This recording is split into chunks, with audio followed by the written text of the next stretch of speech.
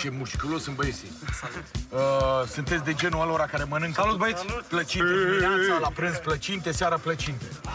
Ne numim Hungry Tiger. Hungry Tiger? Tigri infometați. Nu se vede pe voi că ați fi infometați? Nici că ați fi tigri. Nu, o să vezi pe scenă.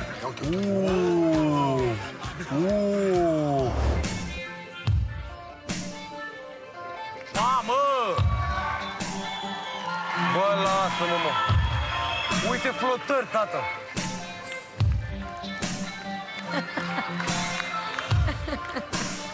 Ce? Privirea e...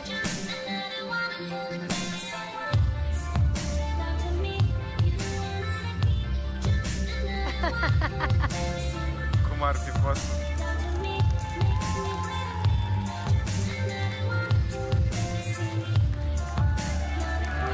Superman!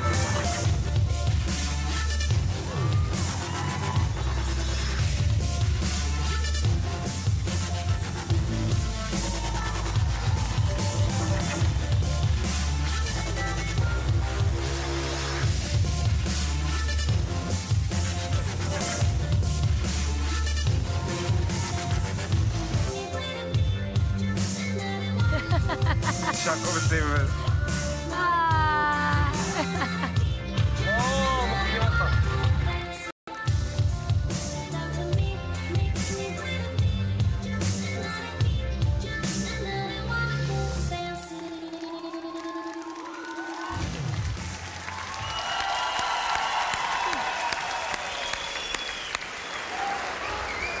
Da. Adică ei, pentru a face spectacol, nu mai au nevoie nici măcar de bătătorul ăla de covoare din spatele blocului. Asta mi se pare cu adevărat impresionant la numărul ăsta și de remarcat. Răspunsul meu este da.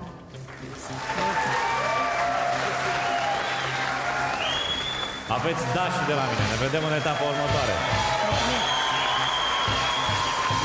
Cred că nu trebuie să înțeleg de la televizor că nu ești să faci o flotare. Ia, hai, ia-l de picioare și că n-are voie să-și atingă. Și hai, ridică-te, hai, ridică-te.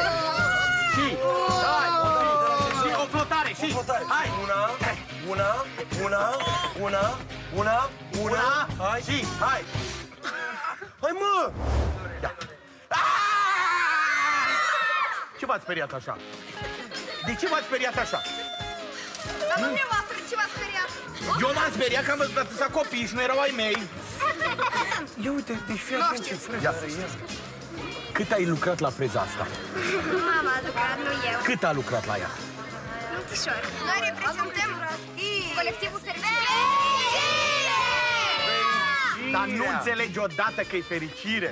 Noi am venit la România au talent să demonstrăm la lume ce colectiv suntem de buni. Nu ne este frică de Mihai Petre. Noi sperăm că o să ne placă Mihai Petre.